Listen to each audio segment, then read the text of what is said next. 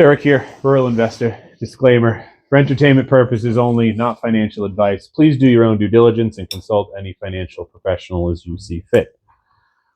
We're going to talk today about how income investing pairs really well with the thing that I consider to be the most important, which is my quality of life.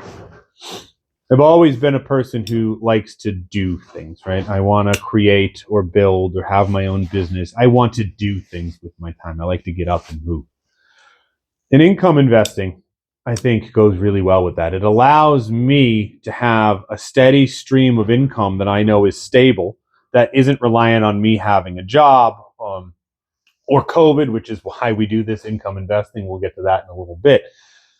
It allows me to plan out and do and have that extra income whenever I want it. It's not reliant upon me getting to 59 and a half or 67 to collect Social Security with Medicaid on full benefits and then to start living my life. I invest with the purpose of living my life now and throughout in a way that is best for me and my family at all times.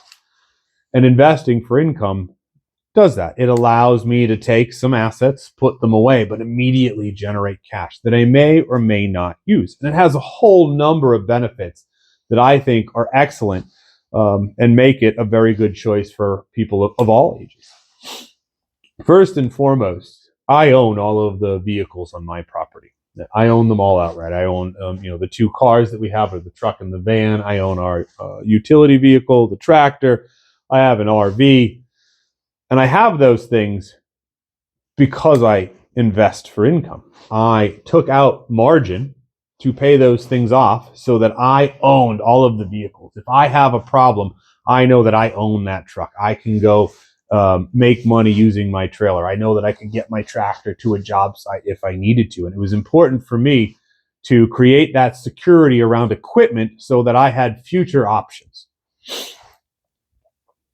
I'm also my own bank, right? That's what I just described. I know that I have a very low rate, and as long as I'm paying attention to my margin of safety, I'm the decider. I have the control over what I'm going to do with my life. There's no person that I have to go see. There's no forms that I have to fill out or income hoops or IRS paperwork to fill. I can look at my own account, understand my own risks, and make my own decisions at a low rate if I want to go and purchase something or expand. And that's how we ended up with the RV. We have a very large family, and I'm the sole income provider. We went on a nice beach vacation, right? I was lucky enough to have money at one point in time before our horse business went under. And to rent a house near a body of water cost us about $11,000 for the week. And it was something at the time that I wanted to do, and we had planned out to do it, and we waited for my bonus to come in, and then we did it. The most important thing about that vacation was the time I spent with my family. My parents came up. We went out to dinner a little bit. We went to go see a band every night, play appropriate songs for kids. We went to the beach. We walked up and down. We spent time together. Turns out you don't need to spend $11,000 to do that. I can spend less than $1,000 and spend a week at a campsite with our RV where everybody has their own space, their own beds. There's a pool. There was a lake. You can go kayaking. They had a concert themselves. They had a wiffle ball field and a soccer field, and it was awesome. It was less than $1,000 for a family of 9 to go spend 9 days together, 2 weekends in the middle of a week, in the whole week. What's not factored into your total returns in Robinhood or Fidelity or whichever brokerage you use is that savings, right? I got that quality time for $10,000 less. All I had to do was buy, in my case, a cheaper but large RV that still has value, right? So that $11,000 that I paid is gone. That RV is sitting out there. Yeah, it's worth a couple $1,000s less, but RVs hold their value decently well, especially when you buy them used like I did. And so I got that same quality time for a lot less money.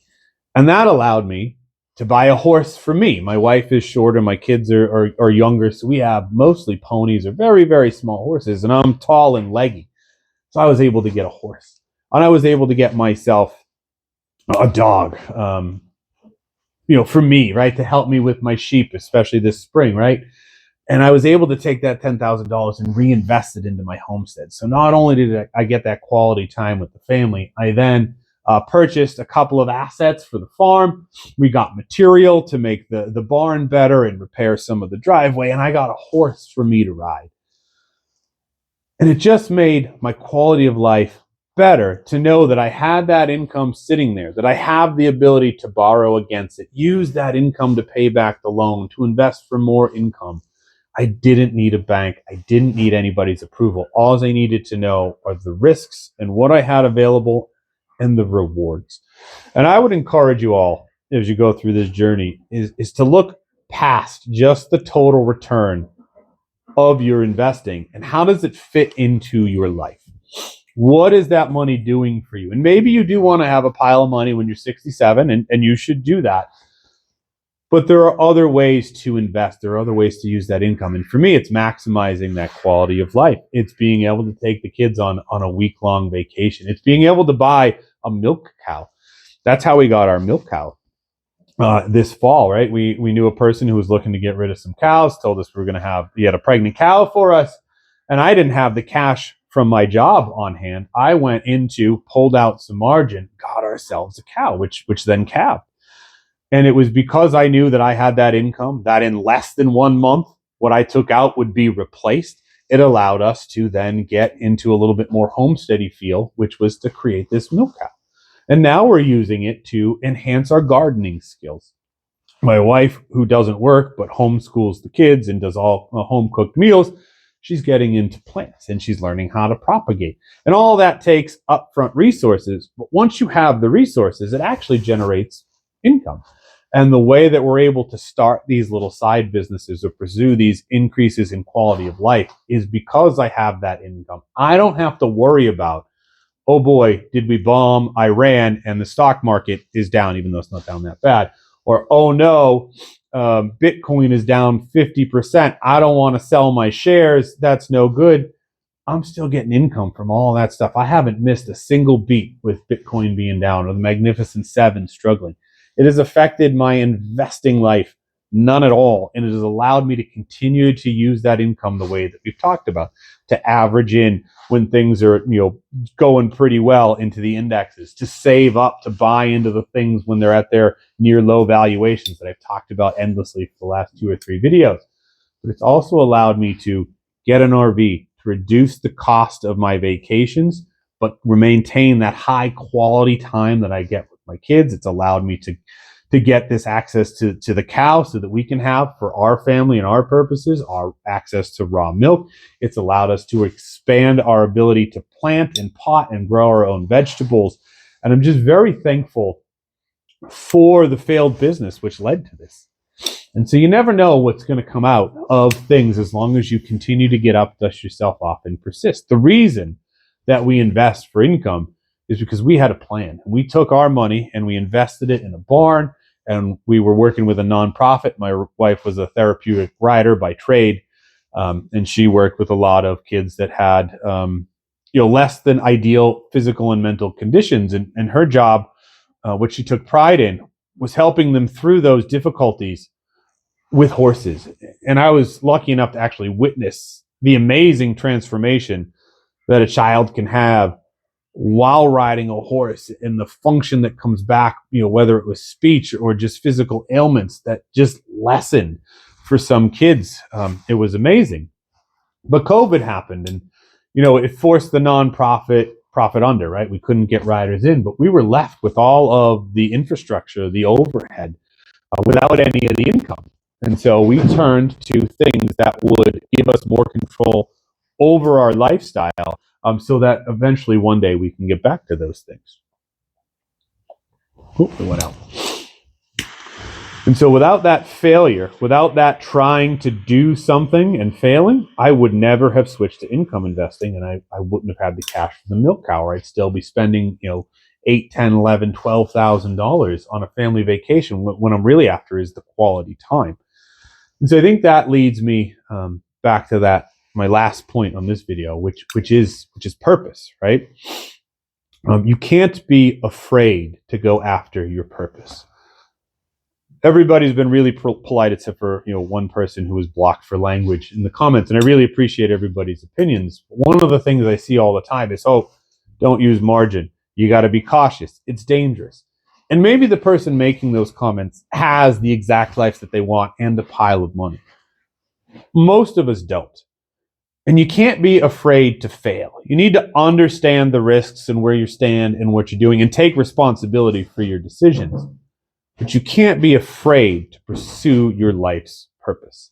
And for me, income investing has been the best thing that I have found to allow me to pursue my purpose. It provides a second stream of income for my family, as I'm the sole income provider. It provides myself to be the bank. It allows me to own all of my assets, which provides me with a safety net because I can go create income with a trailer and a truck and a tractor if I need to do that. But most importantly, it allows me to just continue to pursue the life I want throughout my lifetime. I am not waiting for an end date. I'm going to end with a reel that I saw on Instagram. It was about the movie Tombstone, and it was an AI thing, but it was great. It was the age of the actors and then how they currently looked. And these actors were in their 30s, most of them. And just under half of the men died before the age of 71. And I looked at that, and I'm almost 42 years old. And I went, if I wait till I'm 67, 3 of the guys had already died, and 1 died just a few years later. What type of time am I spending with my kids if I am working towards that end goal of 67? What does my life look like in between if all I'm doing is building net worth and building net worth? When do I pull that trigger and switch to quality of life or leave my work? And I went, I'm so glad that I invest for income, and I have options available to me now to live the life that I want, with the ability to see into the future a little bit and make sure I'll have money going forward, right? Because you're not using it all. What you're doing is eliminating these ups and downs from the economy or a bad jobs report or a bad Fed share pick. And you're flattening that all out over the course of your lifetime so that it's more about the journey instead of the end destination of 67 and a half. And I'm very thankful for that. And so if you come back to the channel or if you're new, please like and subscribe. And keep this video in mind if you watch it, and then continue to watch others, because when I am talking about what I am doing and the things that I'm buying and the advice and the strategies and the tactics, it's all about improving my quality of life journey, attaining a number, 20, 30 years in the future. It's how can I make that whole timeline profitable and purposeful for me, and then hopefully for you. So again, if you could like the video and subscribe to the channel, it does really help out. And have a good day. Thank you.